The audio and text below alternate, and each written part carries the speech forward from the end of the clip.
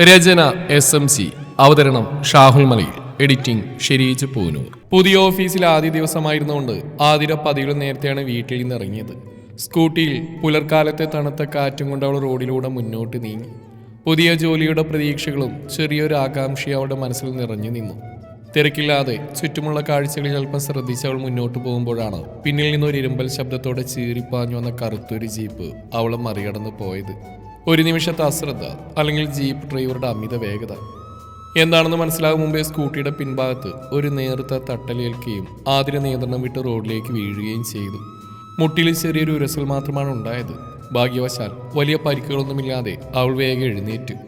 എന്നാൽ തന്നെ തട്ടിയിട്ട് നിർത്താൻ മുന്നോട്ട് പോയ ജീപ്പിനെ കണ്ടപ്പോൾ അവളുടെ ഉള്ളിൽ ദേഷ്യം ആളിക്കത്തി. ആരുടെ അമ്മയ്ക്ക് വായു വിളിക്ക് വാങ്ങാൻ പോകടവും. റോഡിലൂടെ അകന്നുപോയ ജീപ്പിനെ നോക്കി അവൾ ദേഷ്യത്തോടെ പറഞ്ഞു. സ്കൂട്ടി റോഡിൽ നിന്ന് എടുത്തുയർത്താൻ അവൾ ശ്രമിക്കുമ്പോഴാണ് മുന്നോട്ട് പോയ ജീപ്പ് പെട്ടെന്ന് റിവേഴ്സ് വരാൻ തുടങ്ങിയത്. ടയറുകളുടെ ഉരസൽ ശബ്ദം കേട്ട് അവൾ തലയുയർത്തി നോക്കി. ഡ്രൈവിംഗ് സീറ്റിലേക്ക് നോക്കിയപ്പോൾ അവൾക്ക് ആശ്ചര്യം തോന്നി. അത്യാവശ്യം ഉയരമുള്ള മെലിഞ്ഞ ശരീരമുള്ള ഒരു ചെറുപ്പക്കാരൻ, മുഖത്തൊരു തരം ധാർഷ്ട്യം നിറഞ്ഞ ഭാവം. അവളുടെ മനസ്സിലൂടെ മിന്നൽ പോലൊരു ചിന്ത കടന്നുപോയി. എൻ്റെ അമ്മോ, എന്തൊരു ലുക്കായിവന്! ജീപ്പിന്റെ വാതിൽ തുറന്ന് അയാൾ പുറത്തിറങ്ങി. അവന്റെ കണ്ണുകളിൽ ദേഷ്യം നിറഞ്ഞു. നീ എന്താടി പറഞ്ഞ്? അവളുടെ നേർക്ക് വിരൽ ചൂണ്ടി അവൻ ചോദിച്ചു. അത് പിന്നെ വണ്ടി ഇടിച്ചിട്ട് നിർത്താതെ പോയപ്പോ, ആതിര വിക്കി വിക്കി പറഞ്ഞു. അവളുടെ ശബ്ദത്തിൽ ചെറിയൊരു ഭയം കലർന്നിരുന്നു, ഒപ്പം ദേഷ്യവും. പോയപ്പോ നീ എൻ്റെ അമ്മക്ക് പറയല്ലേ? അവന്റെ ശബ്ദം കടുത്തു. അയ്യോ ചേട്ടാ, ഞാൻ അറിയാതെ പറഞ്ഞൊന്നുമില്ല. അവൾ തിരുത്താൻ ശ്രമിച്ചു. രാവിലെ ഓരോന്ന് കെട്ടിയൊരുങ്ങി ഇറങ്ങിക്കോളും. നീ ആരാ നടി നിന്റെ വിചാരം? ജാൻസി റാണിയോ അത് ഉണ്ണിയാർച്ചയോ? അവന്റെ വാക്കുകളിൽ പരിഹാസവും പുച്ഛവും നിറഞ്ഞു. ആതിരയുടെ ഉള്ളിൽ അടക്കി വെച്ച ദേഷ്യം ഒരു അഗ്നിപർവ്വതം പോലെ പൊട്ടിത്തെറിച്ചു. നീ കൊത്തി കൊത്തി മുറത്തിക്കറി കൊത്താൻ നിൽക്കുവാണോ? വേണ്ട വേണ്ട നോക്കുമ്പോൾ നീ തലികറി ബ്രേക്ക് ഡാൻസ് കളിക്കുന്നോ? എന്റെ വണ്ടി തട്ടി നിർത്താൻ പോയിട്ടാടാ ഞാൻ നിന്നെ ചീത്ത വിളിച്ച്. വാക്കുകൾ അവിടെ വായിൽ നിന്ന് അണപൊട്ടി ഒഴുകി. അവന്റെ മുഖത്ത് ഞെട്ടൽ നിറഞ്ഞു. ഒരു നിമിഷം അവൻ പകച്ചു നിന്നു. ഡേയ്, നിനക്കറിയില്ല ഞാൻ ആരാണെന്ന്. നിന്നെയും നിന്റെ ഈ പാട്ട വണ്ടി കൂടി വേണമെങ്കിൽ ഞാൻ പച്ചക്ക് കത്തിക്കും. ഭീഷണി നിറഞ്ഞ അവരുടെ വാക്കുകൾ ഒരു പേടിപ്പെടുന്ന ചിരിയിൽ അവസാനിച്ചു. ഒന്ന് പോടൂ, എടുത്തു നോക്കിക്കൊണ്ട് പോകൂത്രേ. ആതിര അവരെ പുച്ഛത്തോടെ നോക്കി. നിന്നെ ഞാൻ എടുത്തോളാം, നീ ചെവിന്ന് വിളിക്കാൻ മോളെ. അതും പറഞ്ഞ് അവൻ ജീപ്പിലേക്ക് കയറി. ഒരു നിമിഷം പോലും കാത്തിരിക്കാതെ ചീറിപ്പാഞ്ഞു പോയി. അവനെയും അവന്റെ 4 തലമുറയെയും പ്രാഗി ആതിരയെ അവിടുന്ന് പോയി. ആകാശ് ഓഫീസിലെത്തിയിട്ടും അവന്റെ ദേഷ്യത്തിനൊരു മാറ്റവും വന്നില്ലായിരുന്നു. അവൻ തന്റെ ക്യാബിനിൽ കയറി CCTV ശ്രദ്ധിച്ചുകൊണ്ടിരിക്കുമ്പോഴാണ് ആതിര അങ്ങോട്ട് കയറി വരുന്നത് കാണുന്നത്. ഇവളെന്താ ഇവിടെ നിന്ന് ആലോചിച്ച് തീരുന്നതിന് മുമ്പേ അവൾ ക്യാബിനിലേക്ക് അനുവാദം ചോദിച്ച് കയറിയിരുന്നു. സർ, ആതിര വിളിച്ചു. തിരിഞ്ഞിരുന്ന കസേര നേരെയാക്കി ആതിരയ്ക്ക് അഭിമുഖമായി തിരിഞ്ഞപ്പോൾ ആതിര ശരിക്കും ഞെട്ടിപ്പോയി. സോറി സർ, ഞാൻ അറിയാതെ സംഭവിച്ചു പോയതാ. പെട്ടെന്ന് അങ്ങനെ സംഭവിച്ചപ്പോ. അവൾ അതും പറഞ്ഞ് തലകുനിച്ചിരുന്നു. ആകാശം ഒന്നും തന്നെ പറഞ്ഞില്ല. കോട്ടും സ്യൂട്ടും ഇട്ട് ഗൗരവഭാവത്തിൽ നടക്കുന്ന ആകാശിനെ ആരും ഭയത്തോടെ നോക്കിയിരുന്നുള്ളൂ. അവൻ്റെ ഒരു നോട്ടം മതിയായിരുന്നു ആ ഓഫീസിലെ ജീവനക്കാരുടെ നട്ടില് തണുപ്പിക്കാൻ. എന്നാൽ ആതിര അങ്ങനെ ഒരാളായിരുന്നില്ല. സ്വന്തം അഭിപ്രായങ്ങൾ വെട്ടിത്തുറന്ന് പറയുന്ന ആരെയും കൂസാത്ത ഒരു കൊച്ചു കാന്താരി.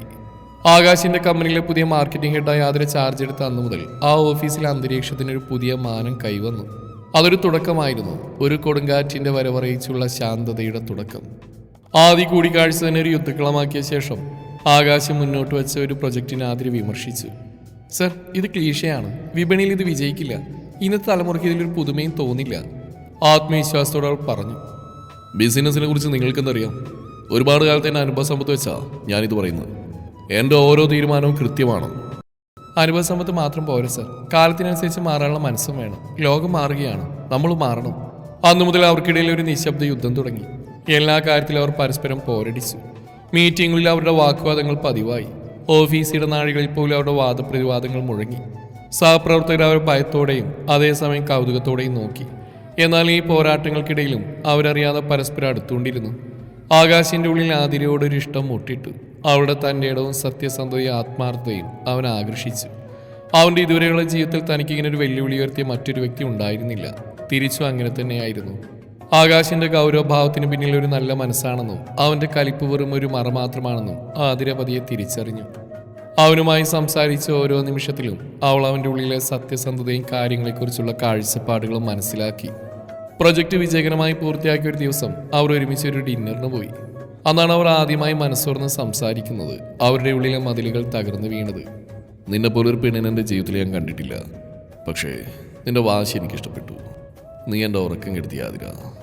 ഒരു നേരത്തെ പുഞ്ചിരിയോട് അവൻ പറഞ്ഞു. അതിനു മറുപടിയായി ആതിര നേരത്തെ പുഞ്ചിരി മാത്രം മറുപടി നൽകി. ഇനി എന്നെ സാറെന്ന് വിളിക്കണ്ട, ആകാശം എന്ന് വിളിച്ചാൽ മതി. സ്നേഹത്തോടെ അവൻ പറഞ്ഞു. അവരുടെ സൗഹൃദം പതിയെ പ്രണയത്തിലേക്ക് വഴിമാറി. ഓഫീസിലെ കലിപ്പം ബോസ് വീട്ടിലെ കാമുകനായി മാറി. ആതിരയുടെ സാമീപ്യം അവന്റെ കലിപ്പനെ പൂർണ്ണമായും ഇല്ലാതാക്കി. അവരുടെ പ്രണയം തളിർത്തു നിൽക്കുന്ന സമയത്താണ് ആകാശിന്റെ ജീവിതത്തിലേക്ക് ഒരു പഴയ സുഹൃത്ത് കടന്നു വരുന്നത്, ജയറാം. വർഷങ്ങളായി വിദേശത്തായിരുന്ന ജയറാം ആകാശിന്റെ കോളേജ് കാലഘട്ടത്തിൽ ഉറ്റ ചങ്ങാതിയായിരുന്നു. ജയറാമിനെ കണ്ടപ്പോൾ ആകാശിന് അതിയായ സന്തോഷമായി. അവന്റെ പഴയകാല ഓർമ്മകൾ അവനിലേക്ക് തിരിച്ചു വന്നു. ജയറാമും ആതിരയും തമ്മിൽ നല്ല സൗഹൃദത്തിലായി. എന്നാൽ ആതിരയുടെ മനസ്സിലൊരു സംശയം ഉടലെടുത്തു. ജയറാം അവളെ ഒരു പ്രത്യേക രീതിയിൽ നോക്കുന്ന പോലെ അവൾക്ക് തോന്നി. ജയറാം ആകാശുമായി സംസാരിക്കുമ്പോൾ പോലും അവന്റെ കണ്ണുകൾ തന്നെ തേടുന്നതായി അവൾക്ക് തോന്നി. ഒരു ദിവസം ആകാശ് ഒരു പ്രധാനപ്പെട്ട മീറ്റിങ്ങിന് പോയ തക്കം നോക്കി ജയറാം ആതിരയോട് സംസാരിക്കാനെത്തി. അവന്റെ മുഖത്തൊരു ഗൂഢഭാവമുണ്ടായിരുന്നു.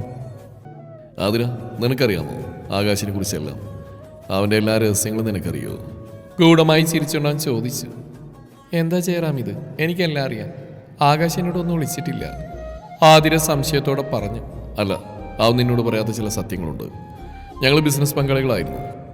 അവൻ്റെ ഇപ്പോഴത്തെ സാമ്പത്തിക വിജയം എൻ്റെ കൂടെ പരിശ്രമം കൊണ്ടാണ്. അവൻ എന്നെ വഞ്ചിച്ച ഈ നിലയിലെത്തിയത്. എൻ്റെ സ്വപ്നങ്ങളെ അവൻ തകർത്തു. ആകാശ് അങ്ങനെ ഒരാളാണെന്ന് അവൾക്ക് വിശ്വസിക്കാൻ കഴിഞ്ഞില്ല. അവളുടെ ഹൃദയം പിടച്ചു. അവൾ ആകാശിനോട് അതിനെക്കുറിച്ച് ചോദിച്ചപ്പോൾ അവൻ ആദ്യം ഒഴിഞ്ഞു മാറി. അവൻ്റെ മുഖത്തൊരു വിഷാദഭാവം നിഴലിച്ചു. പിന്നീട് അവൻ സത്യം തുറന്നു പറഞ്ഞു. അവൻ്റെ കണ്ണുകളിൽ ഒരു തരം നിസ്സഹായതയുണ്ടായിരുന്നു. അവൻ പറഞ്ഞ സത്യ, ജയറാമിൻ്റെ പഴയ ബിസിനസ് പങ്കാളിയായിരുന്നു. പക്ഷേ അവനെന്നെ ചതിക്കാൻ ശ്രമിച്ചു. അവൻ്റെ സാമ്പത്തിക കാര്യസ്ഥത കാരണം ഞങ്ങളുടെ കമ്പനി തകർച്ചയുടെ വക്കിലായിരുന്നു. അപ്പോഴാണ് ഞാൻ അവൻ്റെ ഓഹരികൾ വാങ്ങി കമ്പനി സ്വന്തമാക്കിയത്. അവന് അർഹമായ പണം ഞാൻ നൽകിയിരുന്നു. അവനത് അംഗീകരിക്കാൻ തയ്യാറല്ല. ആതിരയ്ക്ക് ആരെ വിശ്വസിക്കണമെന്നറിയാതെയായി. അവൾ ആകെ ആശയക്കുഴപ്പത്തിലായി. ആതിരയുടെ മനസ്സിൽ ജയറാമിനുള്ള സംശയം വർദ്ധിച്ചു വന്നു. അവൻ്റെ പെരുമാറ്റത്തിൽ ഒരു അസ്വാഭാവികത അവൾക്ക് തോന്നി.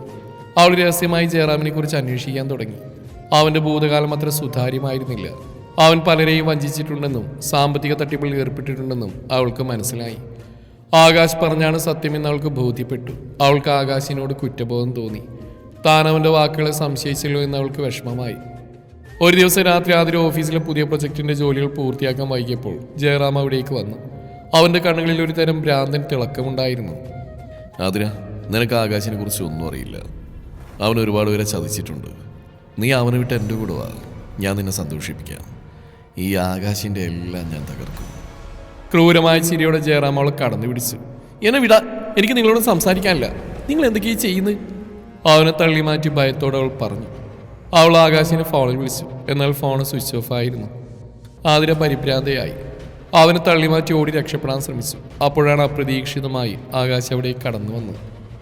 ജയറാം, നിനക്ക് എന്താണ് വേണ്ടത്? നീ എന്തിനാ അവൾ ഉപദ്രവിക്കുന്നത്? ആകാശ് അലറിക്കൊണ്ട് ജയറാമിനെ കോൾ പിടിച്ചുകൊണ്ട് ചോദിച്ചു. എനിക്ക് നിന്നെ ഇല്ലാതാക്കണം.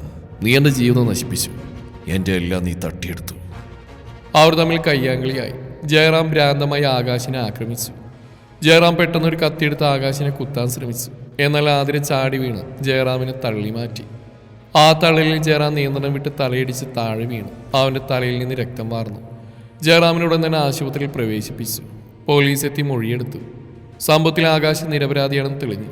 ജയറാം ചെയ്ത കുറ്റങ്ങളെല്ലാം പുറത്തു വന്നു. അവൻ ആകാശിനെതിരെ വ്യാജ ആരോപണങ്ങൾ ഉന്നയിച്ചതും ആതിരയെ ഉപദ്രവിക്കാൻ ശ്രമിച്ചതും തെളിഞ്ഞു. ജയറാമിനെ അറസ്റ്റ് ചെയ്തു. ഈ സംഭവങ്ങളെല്ലാം ആകാശിൻ്റെയും ആതിരയുടെയും പ്രണയം കൂടുതൽ ദൃഢമാക്കി. അവർ പരസ്പരം കൂടുതൽ മനസ്സിലാക്കി. പരസ്പരം താങ്ങും തണലുമായി അവർ നിന്നു. എൻ്റെ ജീവിതത്തെ മുഴുവനായിട്ട് മാറ്റിയെടുത്തൊരു പെണ്ണാണ് നീ. എൻ്റെ ജീവിതത്തിൽ ഒരുപാട് ട്വിസ്റ്റുകൾ ഉണ്ടായിട്ടുണ്ട്.